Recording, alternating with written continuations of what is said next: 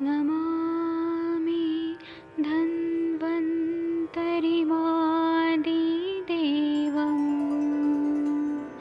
सुरासुरैर्वन्दितपादपद्मं लोके जरामृत्युनाशं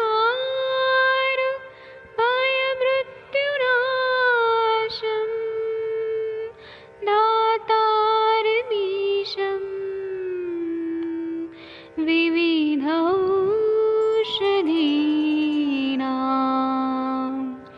शङ्खं चक्रं जलौकां दधतं मृतघटं चारुतोर्भिश्चतुर्भिः सूक्ष्मस्वच्छादिरुद्यं शुकपरिविलसन् मौलिमम्भोजनेत्रं कालाम्बोदोज्ज्वलाङ्गं कटितटविलसत् चारुपीताम्बराढ्यं वन्दे धन्वन्तरिन्तं निखिलगदमिव प्रौढदावाग्निनीलम्।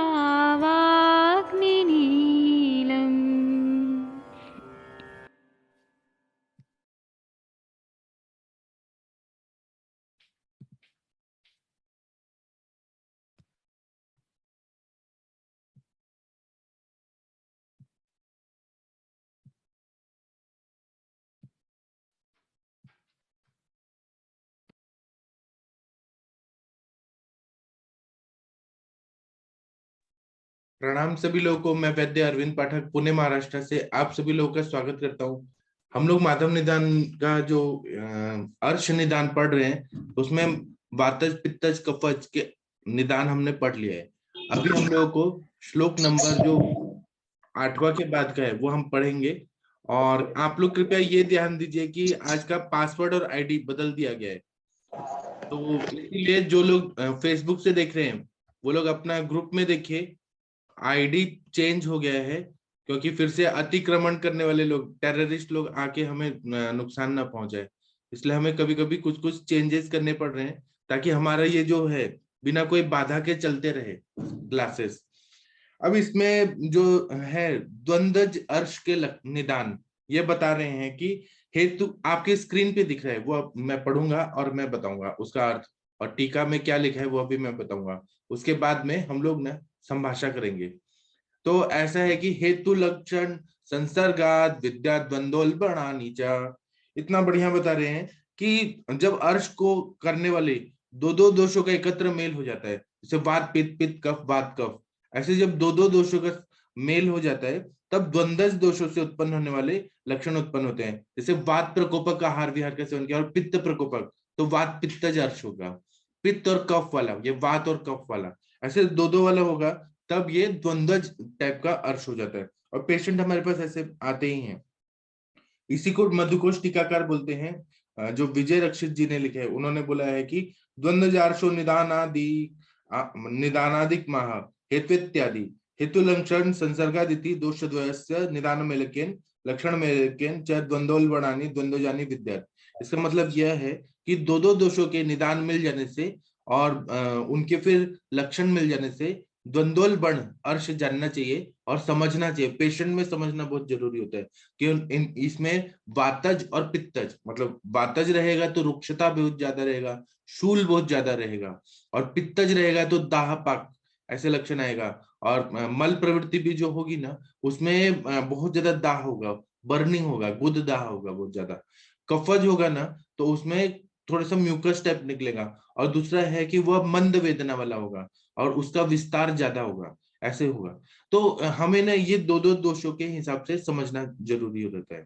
इसके बाद में बता रहे हैं श्लोक नंबर 9 देखिए, इतना बढ़िया बता रहे हैं। और ऐसे पेशेंट भी हमारे पास आते हैं, डायग्नोसिस करते हुए आना चाहिए और हेतु समझना बहुत जरूरी है, संप्राप्ति समझना बहुत जरूरी है। तो और ना पेशेंट देखने से ही समझ आएगा। हम ग्रंथ से गाइडलाइन दे रहे हैं कि इस तरह के होते हैं, जब तक हम पेशेंट नहीं देखेंगे हमें समझ नहीं आएगा। पेशेंट का केस टेकिंग करना सबसे इंपॉर्टेंट रहता है कि उसको वो अर्श व्याधि क्यों हुई है, अर्श व्याधि हो या कोई भी व्याधि हो, केस टेकिंग सबसे इंपॉर्टेंट रहता है। इसलिए उसको जरूर टाइम देके और केस टेकिंग पे ध्यान दीजिए। त्रिदोषज अर्श के निदान ऐसे बता रहे हैं कि सर्वो हेतु त्रिदोषाणाम दोषाणाम सहजय लक्षणम समम। मतलब ये बता रहे हैं कि तीनों दोषों के निदान लक्षण जब मिल जाते हैं तो सन्निपातज अर्श समझना चाहिए। सहज और सन्निपातज अर्श के निदान और लक्षण एक समान ही होते हैं। अब ये जो शब्द है सहज, सहज पर हम यहाँ मधुकोश टीकाकार ने बहुत बढ़िया बढ़िया बात लिखा है। इसमें इन्होंने बोला है कि सहजे लक्षणम समम, मतलब सहज के लक्षण जो रहते हैं वो त्रिदोषज के जैसे ही रहते हैं। सहज मतलब कंजेनाइटल, मतलब वो जन्मजात ही ऐसे अर्श होते हैं। इसमें जो हेतु बता रहे हैं वो ऐसा बता रहे हैं कि त्रिदोषज अर्श के भी सारे दोष कारण रूप में पाए जाते हैं।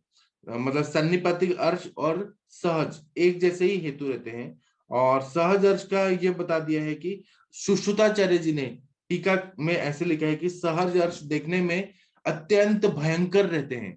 मतलब कभी कभी छोटे बच्चों को ना उनको होता ही है, जन्म से ही होता है, तो ये बहुत भयंकर रहते हैं, कठोर रहते हैं, कुछ लाल पीले रंग के होते हैं, दारुण होते हैं, अंदर की ओर मुख वाले होते हैं, या इनका मुख और अग्रभाग जो रहता है वो तीक्ष्ण होता है, अंदर की तरफ मुड़े हुए रहते हैं। इनसे पीड़ित मनुष्य जो रहता है वो दुबला पतला पड़ जाता है, भूख कम हो जाने से कम कम खाना पीता है, क्योंकि उसको हर समय डर लगता है कि अब मुझे ना जब मल प्रवृत्ति होगी तो मुझे बहुत ज्यादा पेन होगा, क्योंकि भयंकर होते हैं, बहुत ज्यादा डेंजरस होते हैं।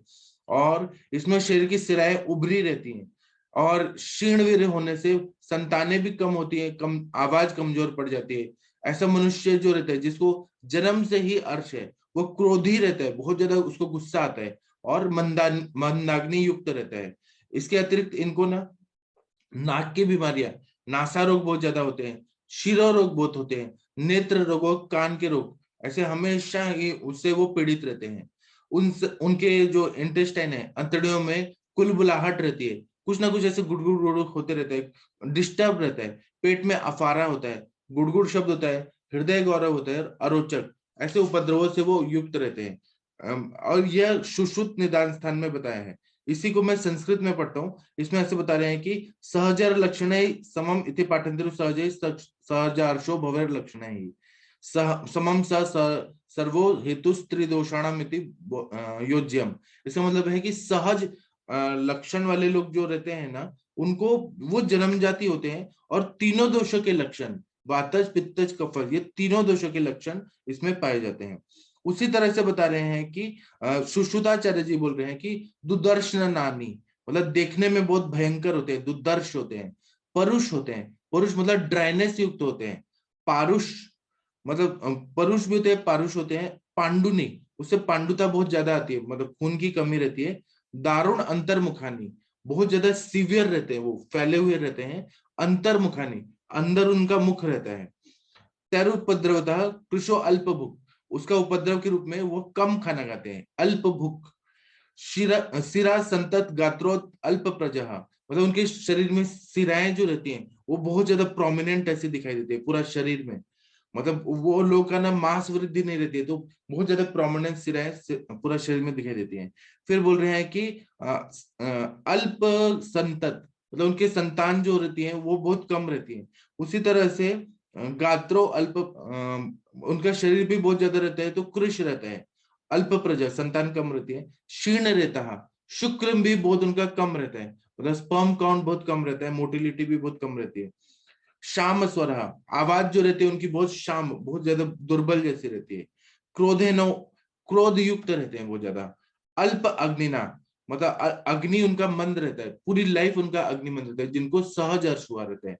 फिर बता रहे हैं कि घ्राण शिरो अक्षी, उनको ना नासा रोग रहता है, शिरो रोग रहता है, अक्षी रोग रहता है, कान के श्रवण रोग रोगवान, मतलब उनका कान की बीमारियां हमेशा रहती हैं। फिर संतत अंतर कूजनम, मतलब हमेशा पेट में कुजन कुजन रहता है, उनको गुड़ गुड़ गुड़ गुड़ होते रहता है। फिर आटोप, पेट ऐसे फूल जाता है उनका। फिर हृदयोपलेप, ऐसा लगता है उनको कि हृदय में उपलेप किया है, कुछ ना कुछ कोटिंग है। फिर अरोचक रहता है, प्रभृति पीड़ित, वो हमेशा पीड़ित रहते हैं ये सारे बीमारियों से। इसी तरह से चरकाचार्य जी ने सहज अर्श के बारे में बताया, और चरकाचार्य जी का जो एनालिसिस है वो एकदम एक नंबर है। इन्होंने ऐसे बोल रहे हैं कि तैरुपहतो जन्म प्रवृत्ति भवत्यति कृशो विवर्ण शामो दीनः प्रचुर विविध वात मूत्र पुरुष शर्करा अश्मरीमान तथा नियत विबद्ध मुक्त पक्वाम। इसका मतलब ये है कि जो सहज अर्श से पीड़ित रहते हैं वह मनुष्य बहुत ज्यादा दुर्बल रहते हैं। फिर बोल रहे हैं विवर्ण, मतलब उनका कलर हर समय चेंज रहता है, काले रहते हैं वो लोग। फिर उसी तरह काले क्या, वो विवर्ण रहते हैं, नॉर्मल भी कलर नहीं रहता। उसी तरह से दीनहीन स्वर वाले रहते हैं। उनका शरीर जो रहता है अनुविध होता है, मतलब वो बहुत ज्यादा कमजोर रहते हैं। चित्त भी अनुविध रहता है, मतलब माइंड भी उनका स्टेबल नहीं रहता है, जो सहज अर्श के लोग रहते हैं। उसी तरह से क्रोधना प्रध्यान परा, उनको क्रोध बहुत ज्यादा आता है। फिर गुदा अंकुर जो रहते हैं गुद मार्ग की सरलता को रोक देते हैं। गुद मार्ग रोकने से प्रकोपित अपान वायु जो है वो जड़ होकर प्रतिलोमित होकर ऊपर की ओर प्रत्यारोहण करता है उनको, मतलब वो जो कंजेनाइटल एनोमली वाले जो रहते हैं, कंजेनाइटल जो पाइल्स वाले पेशेंट रहते हैं, उनमें बोल रहे हैं कि अपान वायु हर समय दूषित रहता है, वो प्रतिलोमित होकर ऊपर जाता है, तो इसलिए समान व्यान प्राण उदान ये सब विकृत रहते हैं उनका। उसी तरह से पाचक रंजक साधक आलोचक धाजक ये पांचों पित्त भी विकृत रहते हैं। उसी तरह से क्लेदक कफ अवलंबक कफ श्लेषक कफ तर्पक कफ ये और बोधक कफ ये पांचों कफ भी प्रकोपित रहते हैं, और यह शरीर में अलग अलग तरह के व्याधियां उत्पन्न कर देते हैं। उसी तरह से चरकाचार्य जी बोलते हैं कि ये लोग जो रहते हैं ना, इनको और भी चरकाचार्य जी ने इतना बढ़िया बता रहे हैं कि शुष्क भिन्न वर्चा, उनको हर समय कॉन्स्टिपेशन का तकलीफ रहता है, और शुष्क भी रहता है और भिन्न मतलब अतिसार भी रहता है। कुछ पेशेंट रहते हैं जो अतिसार वाले रहेंगे, या कुछ पेशेंट रहेंगे वो कॉन्स्टिपेशन वाला रहेंगे।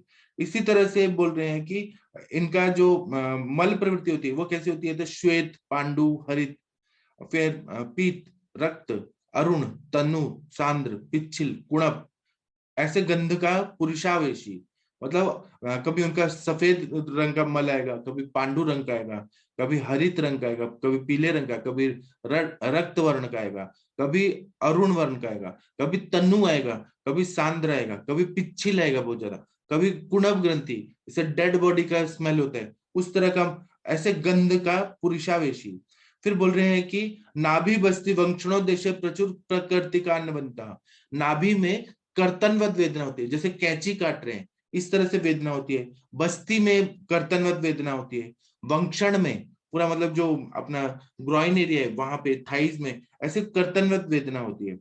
सगुद शूल प्रवाहिका परिहर्ष प्रमेह प्रसक्त, मतलब उनको गुद शूल हर समय रहता है, मतलब एनस के एरिया में बहुत ज्यादा पेन होता है। फिर प्रवाहिका, प्रवाहन कर करके उनका मल प्रवृत्ति होता है, और बहुत ज्यादा बार बार म्यूकस निकलते रहते हैं। फिर परिहर्ष, मतलब उनको हर समय रोंगटे खड़े होना ऐसा होता है। प्रमेह प्रसक्त, उनको डायबिटीज भी रहता है, मधुमेह का भी तकलीफ रहता है। फिर विष्टंभ कॉन्स्टिपेशन विबंध हर समय रहता है। फिर आंत्र कूजन, आंत्र में गुड़गुड़ आवाज होती रहती है। फिर बोल रहे हैं हृदयोपलेपा, हृदय में उपलेप हो गया, कुछ ना कुछ तो ऐसा भरा भरा हृदय में ऐसा उनको फीलिंग होता है। जो सहज अर्श का इतना एनालिसिस बढ़िया किया है ना चरकाचार्य जी ने। फिर बोल रहे हैं कि काश श्वास तमक तृष्णा, मतलब काश व्याधि रहती है, खांसी हर समय रहती है उनको, जन्मजात अर्श होने से, सहज अर्श होने से खांसी की बीमारी रहती है, श्वास की बीमारी रहती है। अस्थमा के जब भी पेशेंट आपके पास आएंगे ना, ब्रोंकियल अस्थमा के, तो आप जरूर ये हेतु देखिएगा कि उनको सहज अर्श हुआ है कि नहीं, एक व्याधि से दूसरी व्याधि है कि नहीं, तो श्वास होगा। और तमक श्वास, ब्रोंकियल अस्थमा रहता है उनको। फिर तृष्णा, प्यास की बीमारी रहती है। हुरलास, हर समय उल्टी उल्टी उनको आती रहती है। फिर नौशिया फीलिंग होती है। छर्दी, मतलब उल्टी का बीमारी। अरोचक, फिर पीनस, साइनोसाइटिस का प्रॉब्लम रहता है। शवतु, बार बार उनको ढका रहते हैं, उनको मतलब हर समय मन कच्चा कच्चा रहता है उनका, ऐसा बीमारी रहता है। तैमैरिका, आंखों के आगे अंधेरा छाता है। शिराशूली, हर समय उनको ये सहज अर्श होने की वजह से बचपन से माइग्रेन का तकलीफ रहता है। शिराशूली। फिर शाम भिन्न सक्त जर्जर स्वर, मतलब उनका आवाज हर समय बहुत ही धीरे धीरे आता है, भिन्न होता है। फिर जर्जर स्वर, मतलब ऐसा रहता है जैसे कमजोर है हर समय, इस तरह से आवाज रहता है। कर्ण रोगी, कान की बीमारियां रहती हैं। फिर शूर्ण पाणिपाद वदन अक्षिकूट, मतलब उनका जो हाथों में, पैरों में और मुंह में सब जगह, और अक्षिकूट में आंखों के ऊपर चारों ओर ना स्वेलिंग रहती है उनको बहुत ज्यादा। सज्वर, उनको बचपन से हल्का हल्का बुखार आते रहता है। सांग मर्द, अंग मर्द की बीमारी रहती है, बॉडी एक हर समय रहता है। सर्व प्रवास्ति शूलीचा, सारे ज्वाइंट्स में पेन रहता है, क्योंकि अपान वायु रोज का रोज नहीं निकल रहा है, मल प्रवृत्ति अच्छे से नहीं हो रही है। तो ये देखिए कितना कॉम्प्लिकेशन रहता है जो सहज अर्श के रहते हैं। फिर अंतरा अंतरा पार्श्व कुक्षी बस्ती हृदय पृष्ठ ग्रहोपतप्तः, मतलब उनको हर समय पार्श्व में, मतलब छाती में आगे पीछे उनको हर समय पेन रहता है। कुक्षी में मतलब पेट में उनको दर्द रहता है, बस्ती में, हृदय में, पीठ में, त्रिक प्रदेश में। ग्रह भी होता है, मतलब वो जकड़ जाता है, उनका स्टिफनेस बहुत ज्यादा आता है और पेन भी रहता है। फिर प्राधान्य पर, प्राधान रूप से या अपर रूप से उनको ये तकलीफ रहती है, मतलब स्वतंत्र व्याधि के रूप में रहेगा या परतंत्र व्याधि के रूप में रहेगा। फिर बोल रहे हैं कि जन्म प्रवृत्त गुदजर आवृतो मार्गोपरोध मार्गोपरोधा वायु अपान, मतलब ये जो रहता है जिनको जन्म प्रवृत्ति, जन्म से ही जो रहता है अर्श, उनका गुदा के भाग में आवृतत्व रहता है, मार्गावरोध रहता है। अपान वायु जो रहता है प्रत्यारोहण, मतलब वो अपान वायु ऊपर की तरफ जाता है और वह क्या करता है कि समान व्यान प्राण उदान, इन सबको ना प्रकोपित करता है। तो उनका अग्नि भी खराब होगा, व्यान का वायु भी अच्छा नहीं रहेगा। उसी तरह से जो सहज अर्श के पेशेंट होते हैं उनका प्राण और उदान इसकी विकृति रहती है। इसी तरह से पित्त श्लेष्माणो च प्रकोपयति, पित्त को और कफ को यह प्रकोपित करता है सहज अर्श वाले पेशेंट को। एते सर्वे एव प्रकोपिता पंचावयव पित्त श्लेष्माणो च अर्श समभि द्रवंत एतान विकारम उपजनयन्ति इत्युक्तानि सहजान अर्शांसि इति। इतना बढ़िया बता रहे हैं कि ये जो सहज अर्श के पेशेंट रहते हैं इनको इतने सारे विकार होते हैं, इतने सारे, हर समय वो बीमार ही बीमार रहते हैं।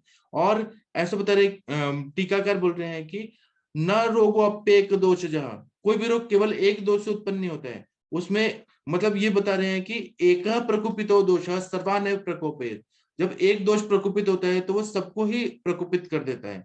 तो इसीलिए ये जो सहज अर्श रहते हैं यह बहुत डेंजरस रहता है और इसको समझना मुझे।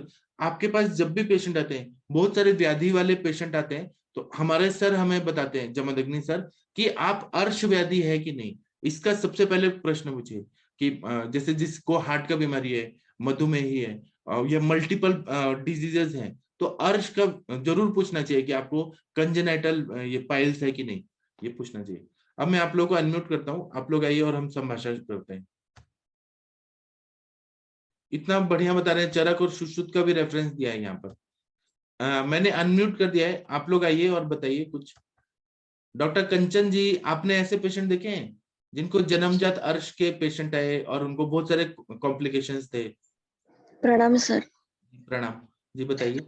सर ये आपने जो सहज अर्श बताया उसका डिफरेंशियल डायग्नोसिस तो मैंने अभी तक नहीं किया। जैसे आपने बोला कि आप सभी कंप्लेंट्स रहती है, हाँ, पर ऐसे पेशेंट होते हैं कि श्वास भी है, ग्रहणी भी है, मतलब मल्टीपल प्रॉब्लम्स है और उन्हें अर्श की कंप्लेंट्स है क्या, मैं हर पेशेंट में पूछती हूँ सर।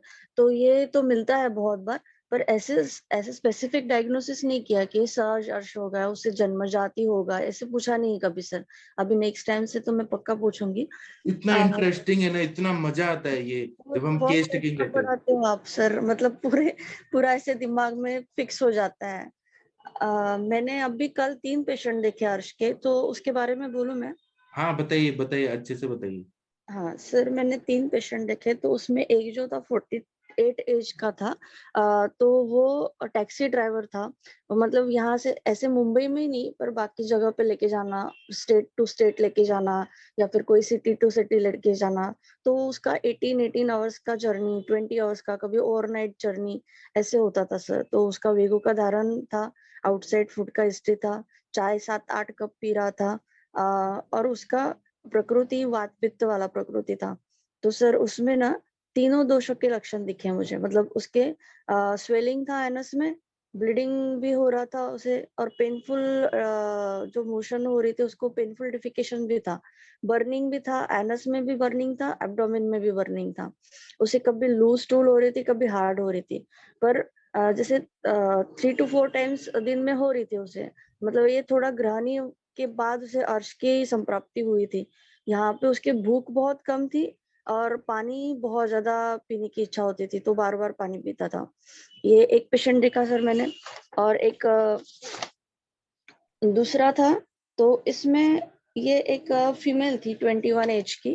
तो इन्होंने क्या किया था कि इन्हें कुछ सर्दी खांसी हुई थी, तो एंटीबायोटिक खाया। फिर उन्हें ना थोड़ा अतिसार का भी तकलीफ हुआ। फिर उनको लगा कि थोड़ा सा नीचे की साइड में कट हो गया है, ऐसे फिशर टाइप। पर वो घर पे ही रहते थे, पर घर का खाना मतलब मिल्क शेक लेना, बिस्किट, ब्रेड, ऐसे ही कंटिन्यू किया वो सब चीजें। मतलब जो एक पथ्य पालन होना चाहिए, जहाँ पे अग्निबंध हो गया है, हमने थोड़ा थोड़ा खाना खाना चाहिए। पर यहाँ पे जैसे बीमारी से उठने के बाद हर एक पेशेंट का ऐसा रहता है कि मेरा मुंह का स्वाद गया है, मुझे कुछ ना कुछ अच्छा खाना है। तो उन्होंने मिल्क शेक, बिस्किट, ब्रेड खाया। 5-6 दिन में उनको ब्लीडिंग स्टार्ट हो गया मोशन में। उन्हें भी जैसे पेन भी था और काफी ब्लीडिंग हो रहा था। ये 2 कंप्लेंट मिली वहां पे। तो यहाँ पे मैंने इनका डायग्नोसिस जैसे कि पित्ता पित्तज अर्श, इसमें वात का अनुबंध, ऐसे ऐसे किया था सर। और एक तीसरा पेशेंट था, इसमें मुझे इनका एज था 33 एज, और यहाँ पे ब्लीडिंग था काफी, और थोड़ा सा स्टिकी म्यूकस आ रहा था उनको स्टूल में। और यहाँ पे उनकी हिस्ट्री में बहुत ज्यादा स्पाइसी खाना, हरी मिर्च रोज रोज खाना, और चाय का इंटेक बहुत था। तो यहाँ पे इनका टोटली मतलब वहां पे उनको पेन नहीं था, गुर्दे प्रदेश में बिल्कुल भी पेन नहीं था। तो इन्हें मोस्टली मैंने सभी रक्त स्तंभक की दिया है। और अ, इनका मैंने डायग्नोसिस पित्तजर्श किया था। जी सर। जी रक्तार्श किया था मैंने। जी। जी सर। मतलब ऐसे ना और एनालिसिस करना चाहिए कि ये द्वंद्वज है कि त्रिदोषज है, सहज है, और वो अर्श के कॉम्प्लिकेशन में क्या और तकलीफ हो रही है, इसको जानना बहुत जरूरी है। जी सर। ये हमारा चिकित्सा पार्ट स्टार्ट होगा ना, तो ये तीनों पेशेंट के मैं चिकित्सा भी बताऊंगी। तीनों को मैंने अलग अलग ट्रीटमेंट दी है। जी। जी सर। वो आपने उस दिन विसर्प का पेशेंट जो ठीक किया, वो जी बहुत सारे लोगों ने भी देखा है ना, पुणे के लोगों ने भी देखा है, बड़े बड़े वैद्य लोग भी देखते हैं ना फेसबुक लाइव पे। वो जी बोले कि सर। ये कंचन मैम ने कैसे ठीक कर दिया। बहुत सारे बड़े बड़े लोगों का फोन आया मुझे, आपको पता नहीं है, मैं जी यहाँ सर। नाम नहीं बता सकता हूँ। वो बोले कि ये तो बहुत डिफिकल्ट केस था, आपने इतना अच्छे से डायग्नोस करके चिकित्सा किया। जी सर। सब आपकी मेहरबानी है सर। आपको सुन रही हो ना, तो शायद जी उसका असर है कि हर एक दोष को मैं ठीक से। एक्चुअली सर वहाँ पे पेशेंट बहुत होते हैं, मुझे टाइम बहुत कम मिलता है पेशेंट को देने के लिए। पर फिर भी मैं कोशिश करती हूँ कि अच्छे से अच्छी हिस्ट्री उसकी निकालूं। भले ही 10 मिनट वो बैठे मेरे सामने, पर मैं पूरा कंप्लीट उसको पूछने की कोशिश करती हूँ। और आप और चैलेंजिंग केसेस सॉल्व करिए, इतने चैलेंजिंग करिए ना कि लोग बोले कि हाँ कंचन मैम के पास इतने अच्छे, मतलब इनके पास ही इलाज है और किसी के पास नहीं, ऐसे लोग बोलने चाहिए। जी सर। धन्यवाद सर। और किसी को कुछ बताना है तो बताइए। प्रणाम सर। जी प्रणाम सर, बताइए सर। सर एक्चुअली एक पेशेंट है सर, एक्चुअली जन्मजात हर्ष का मैंने देखा नहीं है सर।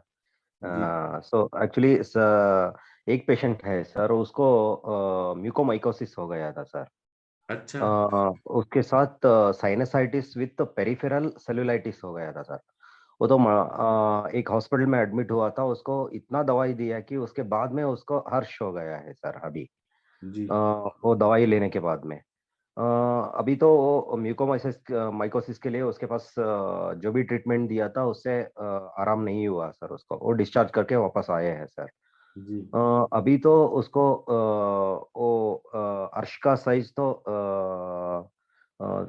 2 सेंटीमीटर है सर करीब। जी। उसके साथ उसको इतना जलन होता है,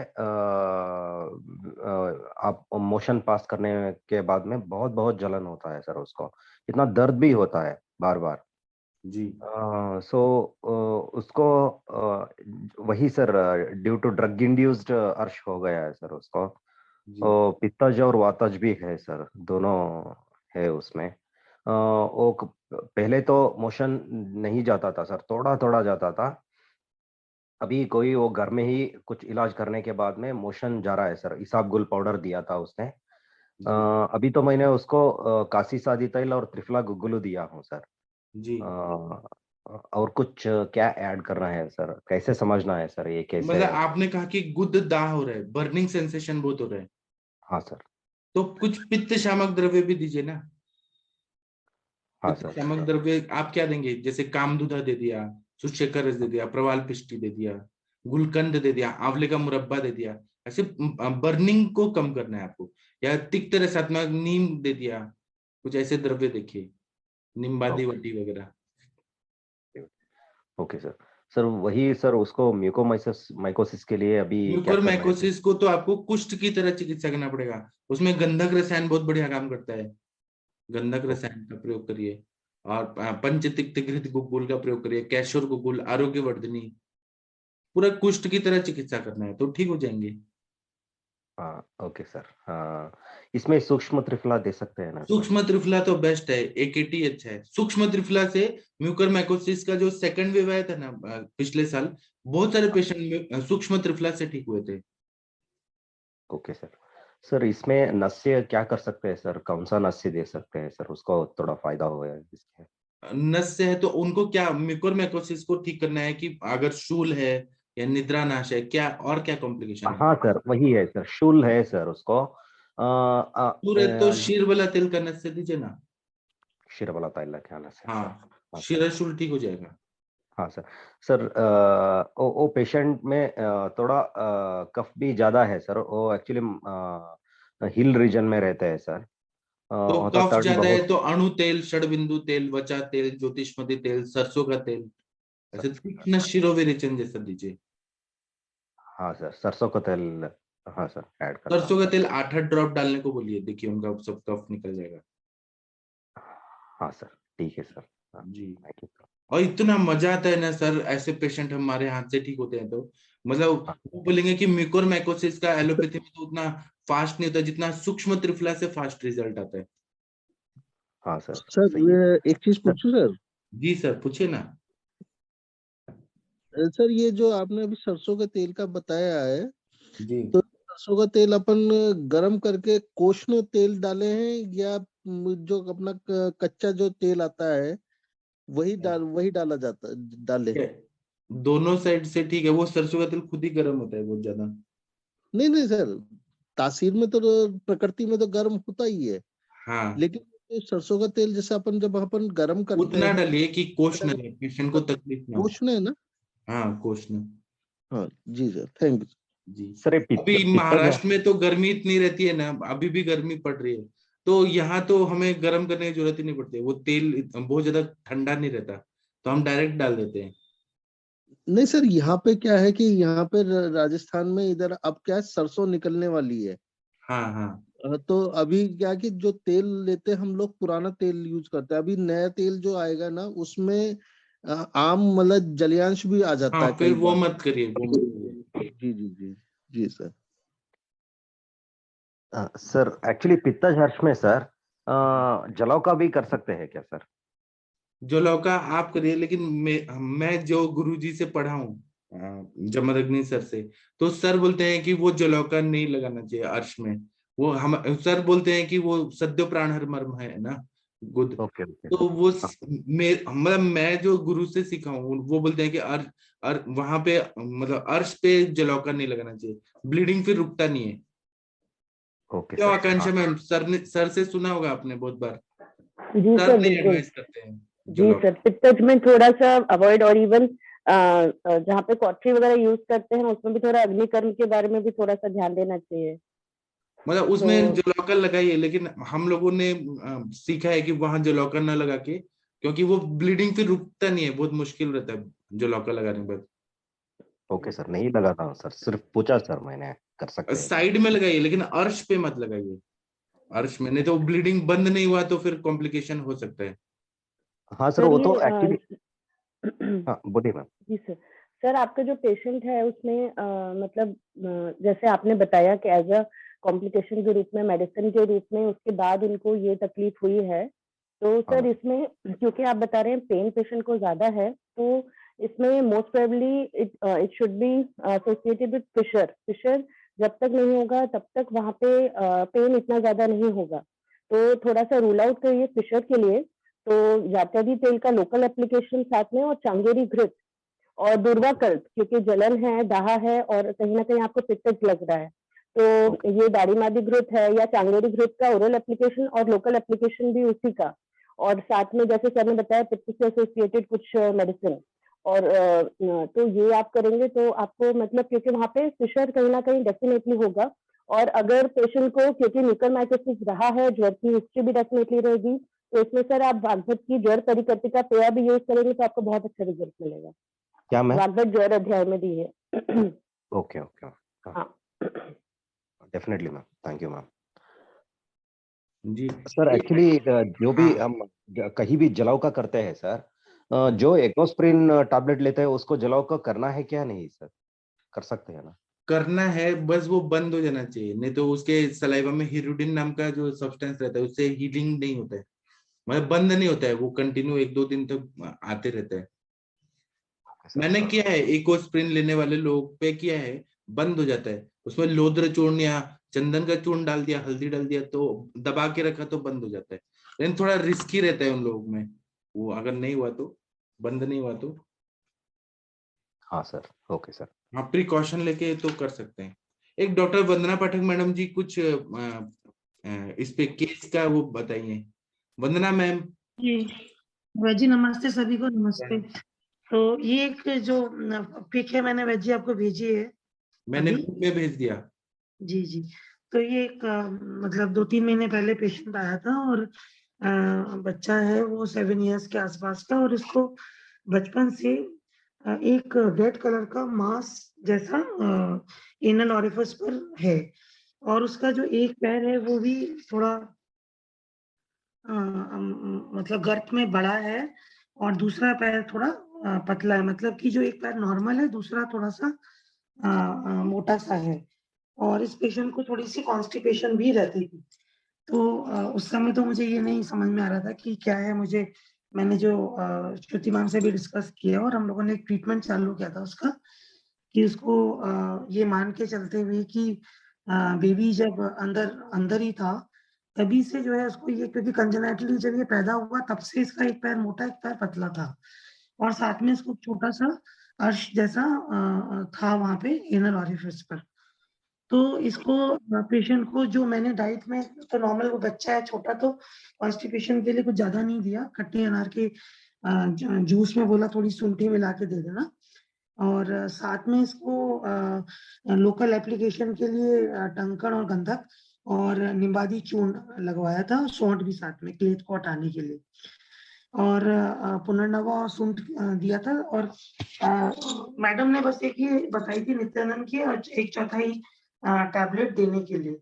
तो अभी उसका जो ये पैर है वो थोड़ा सा गर्त उसका कम हुआ है, और जो वहां पे छोटा सा जो रेड कलर का मांस था वो पहले से कुछ कुछ सूखा है, लेकिन जैसे 2 महीने में अंतर पड़ जाना चाहिए वैसा नहीं है। पेशेंट बहुत रेगुलरली आया भी नहीं, तो इसको वैजी क्या मान के चलेंगे, और इसमें क्या हम मतलब आप अर्श की चिकित्सा करना चाहते हैं कि और हाँ, मुझे सिम्टम? ऐसा लग रहा है कि जब आज बोले ना आप कंजेनाइटल मतलब सहज अर्श की बात जब कर रहे हैं, जी, तो मुझे लगा कि क्या मतलब इसको उसमें मान सकते हैं क्या? वही जो बोलते हैं ना कि एक व्याधि से दूसरी व्याधि होना, तो मेन हो सकता है कि ये अर्श के वजह से दूसरे कॉम्प्लिकेशंस हो रहे हैं, पैर मोटा और पतला होना, एक जी जी मतलब, तो अर्श की चिकित्सा करें, इसमें तो ज्यादा फायदा होगा। जी जी, वही मुझे लग रहा था कि थोड़ा सा इसमें अर्श की चिकित्सा भी अभी हमने जो की वो ज्यादातर कृमि की चिकित्सा की है, सोचते हुए जी कि मतलब जैसे उसमें नहीं होती एलिफेंटाइसिस वगैरह में एक पैर मोटा रहता है और हार्ड हार्ड सा रहता है, तो कंजेनाइटली हुआ तो कृमि की चिकित्सा करते हुए और प्लेट को खत्म करने के लिए सूंठ और पुनर्नवा और निम्बादी भी दिया, और टंकड़ का मतलब लेप भी कराया। तो उसमें अभी अर्श की चिकित्सा थोड़ी सी अगर हम ऐड कर देते हैं तो मुझे लगता है जल्दी रिजल्ट मिलना हाँ, चाहिए। तो अर्श में आप त्रिफला गुड़ दे सकते हैं, अर्श कुटा। अब ये देखना पड़ेगा वातज है, पित्तज है, कफज है, तो उस हिसाब से चिकित्सा कांकायन बटी, अर्श कुठारस, अर्शोग्नि बटी, सूरन वटक, इन सब का प्रयोग कर सकते हैं। जी जी जी, थैंक यू। क्योंकि मैंने अपने सर के पास देखा है कि ऐसे बहुत सारे पेशेंट आते हैं, तो सर केवल अर्श की चिकित्सा किए तो बहुत सारी व्याधियां अपने आप ठीक हो जाती हैं। जी जी, जी, थैंक यू जी। Thank you. अंजना मैम, आप कुछ बताएंगी? रवि कुमार सर, आप कुछ बताएंगे? जी सर, मेरे हिसाब से जो मैडम बता रही हैं, जी, कल बच्चा चेक कर रहा है तो रेक्टल पॉलिप लग रहा है बच्चे को, अच्छा, और ये जनरली पेडंकुलेटेड रहता है, उसमें नेक होगी, और हम लोग तो पॉलिपेक्टमी कर देते हैं, उसको रूट के पास से ट्रांसफिक्स कर और उसको एक्सरसाइज कर देते हैं। हम लोग ऐसा करते हैं, और मुझे लगता है यही करनी चाहिए, क्योंकि उसमें पेडंकल इतना लंबा रहता है कि उस जो है आपको निकालना ही निकालना है। जी, किसी पेडंकल नहीं भी रहता है सर ये पेडंकुलेटेड नहीं है, लेकिन तो हाँ कि रूट पे हम, बच्चा है छोटा, तो मुझे लगा कि पहले मैं ये चिकित्सा करूं फिर मैं क्षार वगैरह का प्रयोग करूं, लेकिन वो पेडंकुलेटेड तो नहीं है। हाँ, तो कभी कोई पेडंकुलेटेड भी नहीं होता है, लेकिन हम लोग तो पॉलिपेक्टमी करते हैं, उसको नेक के पास से रूट से जो बांध के और उसको जो है एक्सरसाइज कर देते हैं। तो इस पे क्षार सूत्र भी करवा सकते हैं? क्षार सूत्र न करें, उसको सीधा जो है या तो ट्रांसफिक्स करना जरूरी है, और अंदर क्षार सूत्र न यूज करें। नहीं अंदर नहीं है, ये निकले ही हुआ है एकदम। वो आपको कुछ लिखा हुआ दिखाई देगा, लेकिन उसका रूट जो है अंदर होगा रेक्टम में। अच्छा तो अच्छा आप अच्छा। फिंगर से आप डिजिटली फील करेंगे तो रूट उसका जो रेक्टम में होगा, कहीं रेक्टल वाल से कनेक्ट होगा। जी मैं इसको दोबारा एग्जामिन करके फिर फ्री में ट्रीटमेंट स्टार्ट करती हूँ। जी जी, थैंक यू सर। क्या है ना कि अब ये जो होता है ना, संभाषा बुद्धि वर्धनम श्रेष्ठ, संभाषा जो रहता है ना बुद्धि बढ़ाने में श्रेष्ठ रहता है। जब हम यहाँ डिस्कस करते हैं ना, उसके बाद हम जब पेशेंट देखते हैं तो इतना मजा आता है ना, ऐसे कि ये कॉन्सेप्ट वो कॉन्सेप्ट ऐसे, इसलिए ना संभाषा करिए, आप लोग डिस्कस करिए केसेस, बहुत सारे हेलो। कॉन्सेप्ट क्लियर होते हैं। हाँ, डॉक्टर सुधीर अच्छा। साहू जी बताइए सर। हाँ सर, जो रेक्टल पॉलिप जो मैडम बता रही है ना, जी, तो वो सर छोटे बच्चों में ही अधिकतर मिलता है वो। और ना वो सर स्पेशली जिस समय बच्चा जब पॉटी करता है तो वो पॉटी के साथ ही वो बाहर आता है, ऐसे हम लोग उसको एकदम पकड़ नहीं पाएंगे। जी, तो उसको हम लोग को ना उसी समय लाइगेट करना पड़ता है। बस बच्चा पॉटी किया, हम लोग पॉलिप को पकड़ लिए और उसी समय ही उसको लाइगेट कर दिए। जी, जी जी सर। उसको तो स्क्वाट इसमें भी बता भी सकते हैं सर? तो लाइट करने से काम नहीं चलेगा, इसको ट्रांसफिक्स करके लाइट करना होता है। जी जी जी क्योंकि सर, हाँ ट्रांसफर करना पड़ेगा। उसमें जी जी सर, उसका एक वीडियो था मेरे पास, मैं ढूंढ के ग्रुप में डाल दूंगा। जी थैंक यू सर। और आप लोगों को पता होगा डॉक्टर सुधीर साहू जी BUMS डॉक्टर हैं, यूनानी डॉक्टर होके आयुर्वेद का प्रैक्टिस इतना अच्छा कर रहे हैं ना, दूर दूर से लोग आते हैं छत्तीसगढ़ में इनसे इलाज कराने। सोचिए कितना मतलब इन्होंने मेहनत किया होगा कि दूसरे पैथी के होके आयुर्वेद कर रहे हैं। सर मैं एक चीज और आप लोग को बताना चाहता हूँ। जी, सर अभी ना मार्च लास्ट तक मेरा ना एक, आयुर्वेद मल्टी स्पेशलिटी हॉस्पिटल में इनॉग्रेट कर रहा हूँ अभी। अरे वाह, जी जी, उसका बाकी सब, कांग्रेचुलेशन। जी थैंक यू, बाकी सब वर्क उसका अभी चल रहा है सर जी, अभी साथ में। लेकिन जो है ना ग्रुप में हम लोग वर्क करने के लिए, तो मेरे साथ जो है MD पंचकर्म डॉक्टर साहब वो भी आ रहे हैं, और जो स्त्री रोग में जो है वो भी आ रहे हैं, स्वास्थ्य वृत्ति से जिन्होंने PG किया वो भी आ रहे हैं। तो इस तरीके से सर ग्रुप बना करके ना एक मल्टी स्पेशलिटी, उसकी पूरी तैयारी मेरी हो गई है। एक आध महीना मैं उसको चालू करूंगा सर अभी। जी, कितना बढ़िया। और सर कहाँ पर है आपका हॉस्पिटल? मैडम मेरा ना छत्तीसगढ़ में दुर्ग डिस्ट्रिक्ट है, अच्छा और दुर्ग डिस्ट्रिक्ट में उतई नाम से एक नगर पंचायत है, वहां पर है। जी जी, थैंक यू। जी सोचिए एक BUMS डॉक्टर हो के इतना मेहनत कर रहे हैं आयुर्वेद का, तो हम लोगों को तो और करना चाहिए मेहनत। और किसी को कुछ बोलना है तो बोलिए। इसमें ना एक थोड़ा संप्राप्ति में पढ़ देता हूँ। इन्होंने ये बोला है कि इसमें तीनों दोष जो प्रकोपित होते हैं तो वह क्या होता है, तो टीकाकार ये बोलते हैं कि स्वकारणात् वृद्धो वायु शीता शीतस्य श्लेष्मणो बलम मदहदति। मतलब ये बता रहे हैं कि प्रकोपक कारणों से प्रकोपित हुआ वायु जो रहता है वो शीतल है, और वह शैत्य सहधर्मी कफ को भी प्रकोपित कर देता है, क्योंकि कफ भी शीतल होता है वायु भी शीतल होता है, तो वो कफ को भी शीतल कर देता है। मतलब उसको भी प्रकोपित कर देता है, और लघु गुण होने से तेज स्वरूप पित्त के बल को बढ़ा देता है, और इसके वजह से पित्त जिस धातु में अवस्थित होता है वह कटु होने से अपने सहचारी वायु की भी बल वृद्धि करता है। मतलब ये एक दोष दूसरे दोषों को बढ़ा रहे हैं अंशांश कल्पना से। मतलब पित्त कटु होने से वायु की वृद्धि कर रहा है और द्रव होने से कफ की वृद्धि कर रहा है, तो इसलिए ना तीनों दोष प्रकोपित हो जाते हैं यहाँ पर। और दूसरा बोल रहे हैं ये जो पित्त है ना, ये सहचारी वायु को प्रकोपित कर दे रहा है, और तरल पतला होने से पित्त को अपने से उद्रिक्त कर देता है। तो कोई भी रोग जो है वो एक दोष से नहीं होता है, उसमें तीनों दोषों का उसमें योग रहता है, और इसीलिए बोल रहे हैं कि सहज अर्श जो रहता है ये त्रिदोषज अर्श रहता है, मतलब तीनों दोषों के सारे सिम्टम्स इसमें पाए जाते हैं।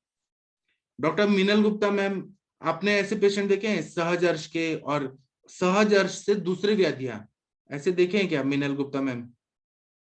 प्रणाम सर। जी प्रणाम जी। सर अर्श के पेशेंट तो आते हैं, पर ज्यादातर जो पेशेंट आते हैं वो त्रिदोषज में ही कन्वर्ट हो जाते हैं, तब क्योंकि उनके आहार विहार में कफवर्धक आहार होता है, या फिर कोई भी उनका ऐसा कारण होता है जैसे कि वात का प्रकोप है, इसके वो बहुत देर तक मल को या किसी चीज को रोक के बैठे हुए हैं, तो वात का प्रकोप होता है। तो इस तरह से त्रिदोषज अर्श के पेशेंट तो बहुत देखे हैं सर जी। जब फैटी पेशेंट्स हैं जिनको लगातार अपने दुकान पे बैठना है और उनको मलारोग हो जाता है कि वो नहीं उठ के जा सकते हैं, तो वहां पे भी अर्श का बहुत ज्यादा प्रकोप होता है। और एक आपने एनालिसिस किया है अर्श ग्रहणी अतिसार, ये तीनों कॉम्प्लिकेशन मतलब तीनों डिजीज एक साथ हो रहे हैं, या एक पहले हुआ फिर दूसरा हुआ फिर तीसरा हुआ? हाँ सर, ग्रहणी के पेशेंट्स में भी जब वो प्रवाह करते हैं इसके कारण अर्श की प्रवृत्ति बढ़ जाती है। जो ग्रहणी का पेशेंट है उसमें भी बिल्कुल हमें बाद में अर्श की संप्राप्ति मिलती है कई पेशेंट्स के अंदर। जी। डॉक्टर अंजना सक्सेना मैम आई हैं? हाँ आई हैं। अंजना मैम आप कुछ बताएंगी क्या? आपने कुछ पेशेंट देखे हैं जो सहज अर्श के पेशेंट है और फीमेल पेशेंट्स में है गायनिक प्रैक्टिस में? अंजना मैम। जी सर नमस्कार, सुबह सभी लोग को। जी सर, पेशेंट तो कंप्लेन लेके आते हैं, पाइल्स की कंप्लेन लेके तो बहुत पेशेंट आते हैं, और एक्चुअली क्योंकि मैंने कल भी बताया था पेशेंट जैसे गर्भिणी होते हैं या फिर जो हमारे यहाँ कुछ कम एज की लड़कियां होती है वो उस लेवल पे हमारे पास थोड़ा ज्यादा आते हैं, क्योंकि हम गवर्नमेंट सेक्टर में है और यहाँ सब डिपार्टमेंट वाइज काम चलता है। तो बच्चे अगर आते हैं तो बाल विभाग है थोड़ा, और अगर शल्य में ज्यादा होता है तो अर्श वगैरह वहां जाते हैं। लेकिन ये है कि कुछ लेडीज हमारे पास उस तरह से आती हैं तो प्रेगनेंसी के साथ में इनको पाइल्स होते हैं, और सेकंड पे जो लड़कियां होती हैं या फिर जो मेनोपॉजल एज में भी होता है, तो सहज अर्श को स्पेशली हमारे पास पेशेंट कम मिल पाते हैं, लेकिन अर्श के पेशेंट हम लोग काफी देख लेते हैं। जी सर।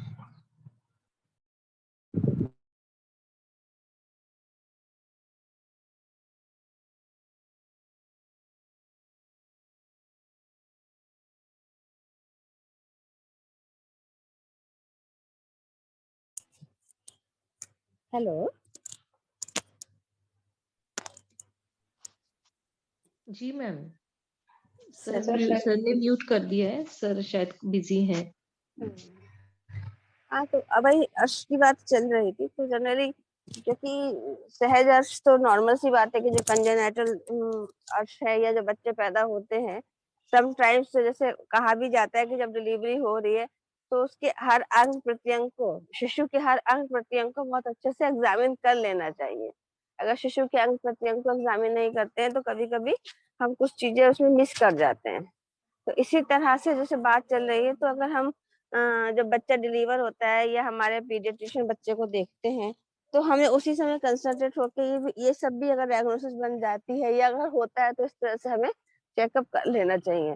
दूसरी बात है कि जब बच्चे आते हैं स्कूल स्कूल गोइंग एज में आते हैं या फिर उनकी तो उसकी हिस्ट्री होती है, कुछ माताएं लेके नहीं आती है कि 6 महीने का बच्चा है या 4 महीने का बच्चा है और सीवियर कॉन्स्टिपेशन होता है कि मैं डेली पॉटी नहीं करता बच्चा, एक दिन छोड़ के एक दिन पॉटी करेगा, 2 दिन पॉटी नहीं करेगा। एक बच्चा भी मेरे पास आया था, बहुत छोटा सा था, और उसको उसकी मदर बताती थी कि 10-10 दिन बीत जाता था उसको पॉटी नहीं होता था। तो ये सारे जो केसेस होते हैं ये बाद में ग्रहणी दृष्टि के होते हैं, और इस बाद में ये जो है अर्श में या सहज अर्श में कन्वर्ट हो भी सकते हैं, या हो सकता है उस समय बहुत छोटा रहा हो, कहीं कहते हैं ना बीज रूप में रहा हो, और फिर जैसे बच्चे बड़े होते हैं, स्कूल गोइंग एज में आते हैं, तो वो थोड़ा सा प्रॉब्लम बताना शुरू करते हैं कि कुछ हमें ऐसा लग रहा है, या मदर्स बताती हैं कि इस तरह की फीलिंग मैडम हमें हो रही है।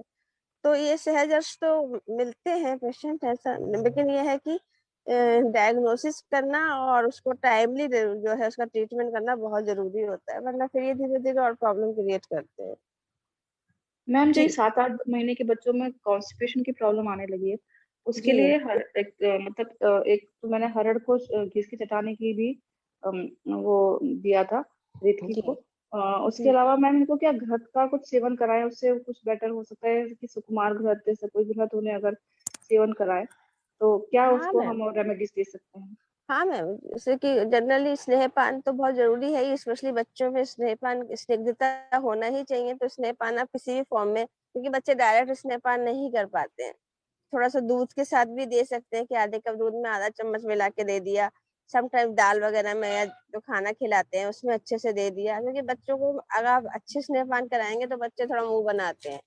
इसके अलावा अभी मैं सोच रही थी कि जैसे कि बच्चों को ना लीवर पर काम करना ज्यादा चाहिए इसमें, क्योंकि थोड़ा बच्चा हाइपर एक्टिव बच्चे होते हैं तो वायु थोड़ा ज्यादा कुपित होती है, या जैसे आप छोटे बच्चों की बात करती हैं, उनमें भी यही दिक्कत होती है कि मदर का आहार विहार पे उनका जो है आहार विहार डिपेंड करता है। जिस तरह का स्तन्य, अगर बात कुपित स्तन्य मिलेगा, तो मैं मेरा अपना पर्सनल जो वो है, जैसे बच्चे डिलीवर भी होते हैं मेरे आते हैं, तो उनको भी हम लोग लिफ 52 ड्रॉप या लिफ 52 सिरप, या फिर उसके अलावा जैसे कुछ मीठे सिरप जो हमारे पास रहते हैं, वो हम अगर एडवाइस करते हैं बच्चों को, बाल चतुर्भुज रस सिरप भी कहीं ना कहीं इसमें फायदा कर जाता है। तो इस तरह से अकॉर्डिंगली, जैसे सर कहते हैं ना, बात पित्त कफ जरूर देखना पड़ेगा, क्योंकि यहाँ पर तीनों तरह के लक्षण मिल जाते हैं। तो अगर वातज लग रहा है हमको ज्यादा, और उस तरह से लग रहा है कि पेशेंट बच्चे की जो है वो मेटाबॉलिक डिसऑर्डर है, बच्चा बहुत अच्छे से पॉटी नहीं कर पाता है, तो सबसे अच्छा तो मुनक्का ही रहता है, अगर बच्चा मुनक्का खाने लायक है।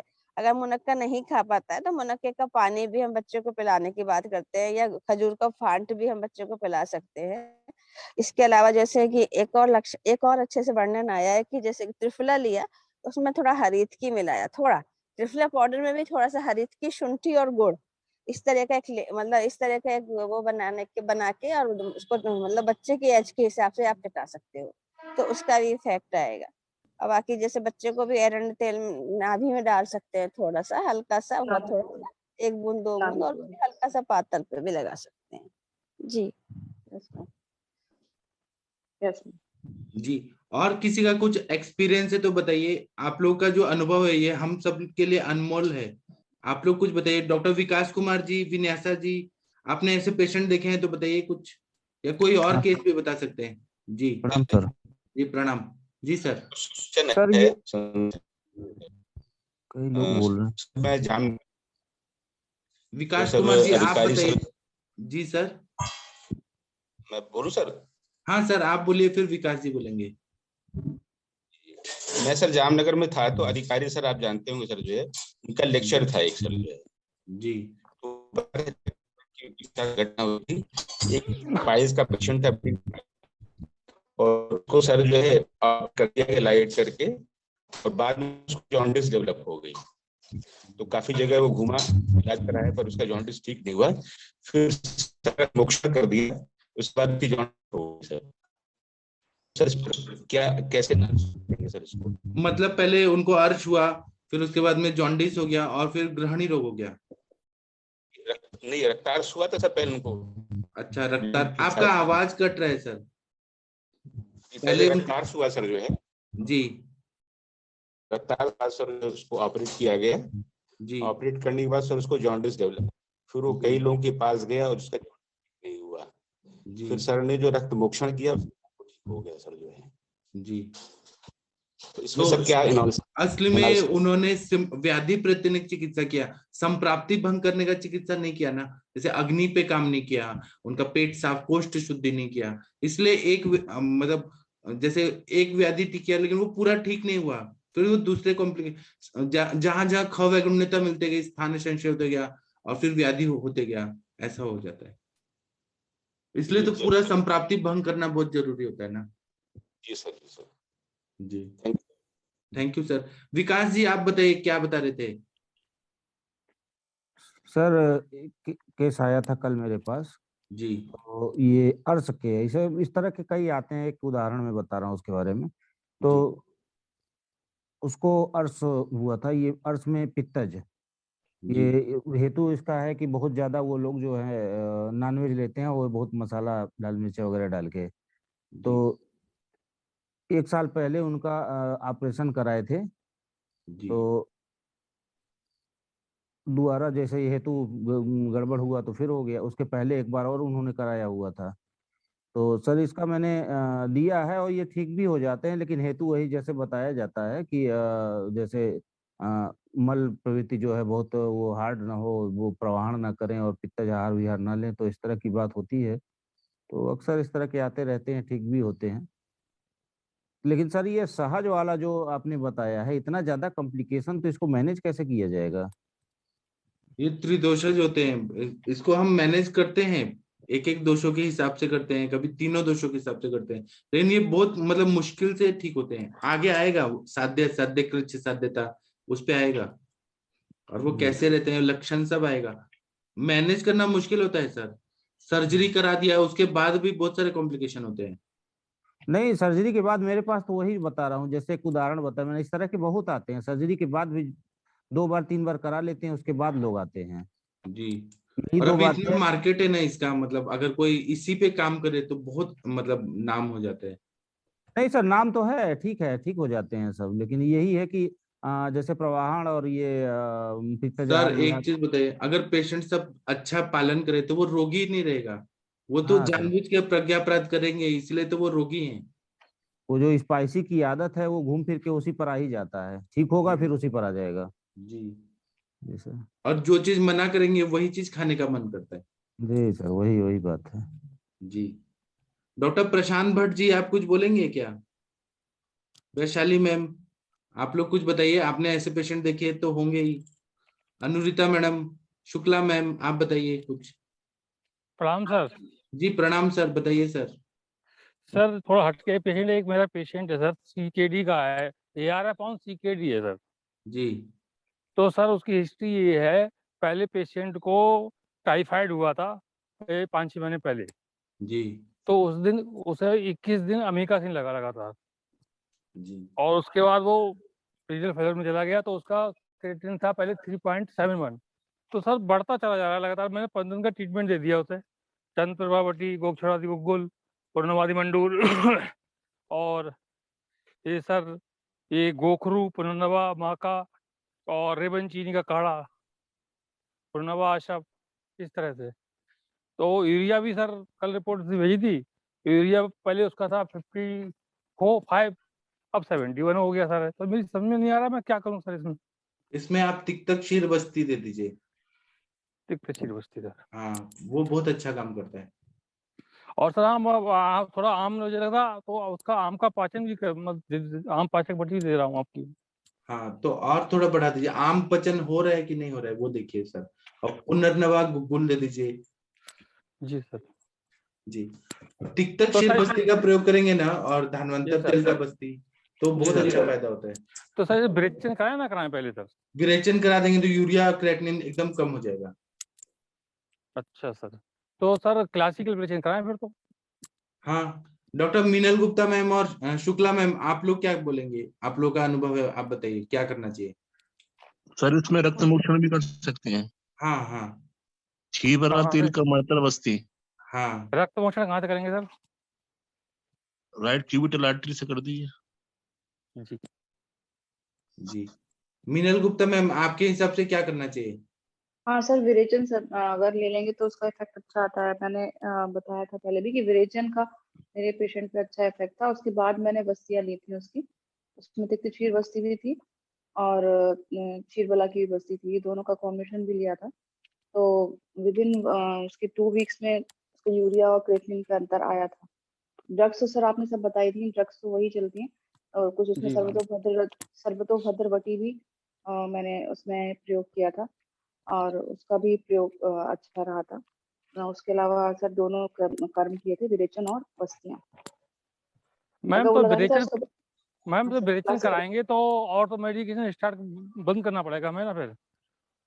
सर जिस टाइम स्नेहपान चल रहा है उस टाइम अगर आप 5 डेज उस टाइम स्नेहपान दे रहे हैं उस टाइम आप दे सकते हैं सर। मैं तो देती हूँ, थोड़ा बहुत तो विरेचन के साथ भी देती हूँ, लेकिन जिस दिन विरेचन कराते हैं और संशोधन कर्म कराते हैं उस टाइम थोड़ा से लिए मैं अन्य ड्रग को जो है वो बंद करती हूँ। जी दीपन पाचन के टाइम हमें देना ही देना है दवाइयाँ, और उसके जी बाद हम जी स्नेहपान करा रहे हैं उसमें हमें वायाभ्यम स्वेदन वैसा कुछ नहीं लेना है, सिर्फ स्नेह अंदर आभ्यंतर स्नेहपान कराना है।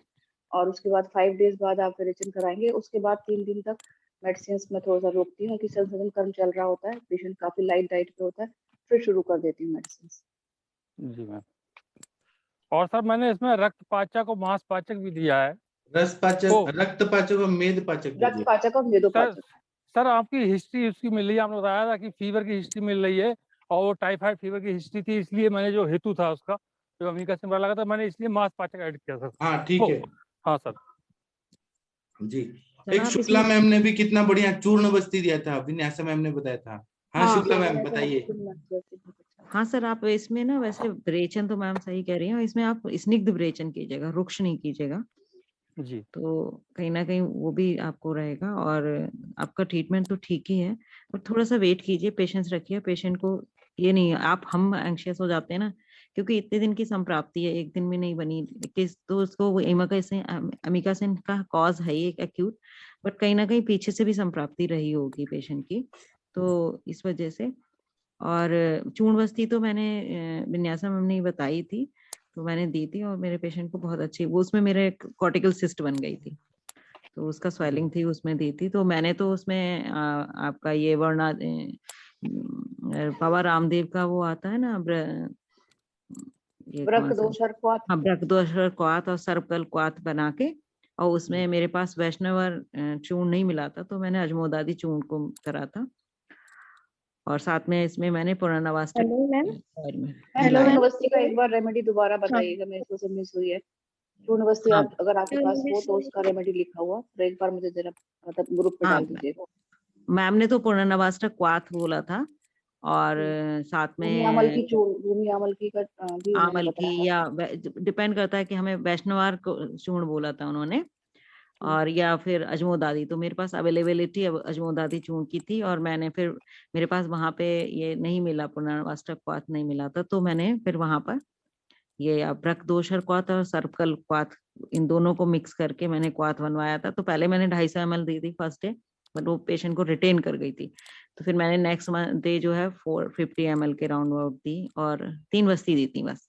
3 बस्ते में रुक्षता काफी हो जाती है पेशेंट को, फिर मैंने नेक्स्ट डे उसको बंद कर दिया था, और फिर उसके बाद अगेन जो है क्षीरवरादी तेल की चलाई थी, नहीं पुनर्नवाष्टक तेल बनाया हुआ था हमने, तो उसकी मैं दे रही हूँ। अब मैंने तिक क्षीर बस्ती स्टार्ट की है, सर आप इसमें दीजिए, आपको मिलेंगे 100% रिजल्ट। नहीं मैडम, ये जो चूर्ण बस्ती प्रिपेयर कैसे करेंगे, मतलब काढ़ा बना के? हाँ सर, काढ़ा बना के, और सिंपली हाँ। आप इसमें कुछ भी एमल्सिफिकेशन की जरूरत नहीं होती है। आप इसमें 30 ग्राम फिर चूर्ण मिलाइएगा जी, और 2 या 3 चम्मच ऑयल डाल लीजिएगा, और 1 चम्मच 5 ग्राम करीब नमक डाल लीजिएगा, और उन तीनों चीजों सब चीजों को मिक्स करके अच्छे से छान लीजिए। सेंधा नमक डालना है या यवक्षार वगैरह? नहीं, सीधा नमक, यवक्षार बहुत रुक्ष हो जाएगा ना। हाँ। और उसके बाद आप उसको अच्छे से स्नेह नहीं डालना चाहिए क्या निर्वा में? नहीं डालना है ना, करीब 20 ग्राम करीब डाल लेना है 20 ml के राउंड में। तो ज्यादा नहीं डालना, जैसे हम नॉर्मली अपने जो हम निर्वस्ती देते हैं ना, तो उसमें हम 100 ml 50 ml ऐसे डालते हैं ना, वो नहीं डालना। और इसको अच्छे से मिक्स करके और इसे छान के फिर ल्यूक वार्म दीजिए, और ज्यादा नहीं देनी है, नहीं तो रुक्षा हो जाएगी। 1 या 2 ऐसे ना, या मैक्सिमम 3 ना, तो बस। तो आप 1 दे के देखिए, तो तुरंत ही पुनर्नवाष्टक भी क्वाथ आप यूज कर सकते हैं, उसका भी अच्छा रोल है। नहीं मेरे पास है पुनर्नवाष्टक क्वाथ। हाँ सर, एक रिसर्च भी पड़ी हुई है ना, तो उसमें भी मैंने पढ़ा था कि जिन लोगों को ये तो पुनर्नवाष्टक क्वाथ से उन्होंने दी थी बस्ती, तो उनको अच्छा रिजल्ट आया था। आप सर्च कीजिए, रिसर्च गेट पे शायद पड़ी हुई है वो रिसर्च, है ना, तो आप देख सकते हैं। मैम ऐसे ही एक बिल्कुल सेम पेशेंट है, और वो उसकी रिकवरी हो रही है, और जो फीमेल पेशेंट है वो मेल पेशेंट है, जबकि वो कभी कभी ड्रिंक भी कर लेता है, उसका क्रिएटिनिन पहले 3 था, वो 1.4 आ गया। बिल्कुल लगभग सेम मेडिसिन दे रहा हूँ, और इसी केवल ओरल मेडिकेशन से। कोई सर इसका ये मैंने अमाइकेसिन practical करा किस नहीं लिए किया। दिया था इसको, इतना जी 21 दिन मैम। किस लिए दिया था? अमाइकेसिन 9-10 दिन से ज्यादा नहीं देते बिकॉज ये अमाइनो ग्लाइकोसाइड ग्रुप में आता है। अगर इसको ये ज्यादा दिया गया तो वो उसका पूरा जो बैक्टीरियल फ्लोरा है, मतलब हमारी जो ग्रहणी दृष्टि बोलते हैं, उस सीवियर ग्रहणी दृष्टि है। आप ट्रीटमेंट बिल्कुल बराबर चला रहे हो सर, अभी मैडम ने जो बोला ना वो जी मैम। बस्ती आप देंगे ना बहुत जी जल्दी फायदा दिखेगा, लेकिन इनको घृत जरूर चलाइएगा। त्रिकंटकादि घृत है या पुनर्नव सिद्ध घृत है, कोई भी एक घृत जरूर चलाइएगा, क्योंकि अमाइकेसिन ऐसा ड्रग है कि जिसको सिर्फ सिंगल डोज एडमिनिस्टर किया जाता है 7 से 10 दिन। अगर ये 21 दिन गया 21 दिन दिया उन्होंने, पूरा 21 डेज पूरा फ्लोरा बता रही थी इसका जो डाइजेस्टिव हिस्ट्री फ्लोरा है। पूरा खत्म हो गया, गुड बैक्टीरिया टोटल नष्ट हो गया। इस वजह मैम से इसको जो मैडम ने टाइफाइड अभी ऑलरेडी बताया, था, टाइफाइड पहले से था, टाइफाइड के लिए ट्रीटमेंट मैं दिया तो है। इसका दीपन पाचन ही पहले, मतलब एक्चुअली अमाइकासिन का साइड इफेक्ट इमीडिएटली किडनी इसमें रिफ्लक्स में नहीं जाती, यूजुअली नॉशो वॉमिटिंग ये सारी चीजें होती है, लेकिन 21 दिन का डोज मतलब ये गलत तरीके से मॉडर्न का ठीक है, तो इसकी वजह से बस्ती बहुत अच्छा फायदा देगा। और विरेचन मतलब पेशेंट का पहले देखिए कि किस तरीके से बल वगैरह, लेकिन दीपन पाचन उसका अभी तक नहीं हुआ है। अगर उसको रिजल्ट नहीं मिला है ना तो आप उसका रसपाचक मेदोपाचक और जैसे मैडम ने बोला वैसे आप जरूर उसका वेट करिए। और जैसे अग्नि बढ़ता है ना तो उस तरीके से, अगर अग्नि नहीं बढ़ा है ना तब भी आप एरंड तेल उसको दीजिए। स्निग्धांश जाना बहुत जरूरी है, क्योंकि उसका ग्रहणी पूरी तरह से रुक्ष गुण से और ये वातिक गुण से खराब हुआ है। ओके नमस्कार सभी को। हम अभी अष्टांग हृदय के सत्र में आते हैं इसी मीटिंग आईडी और पासवर्ड के साथ। आप सभी आइए, आप सबका स्वागत है। जी प्रणाम।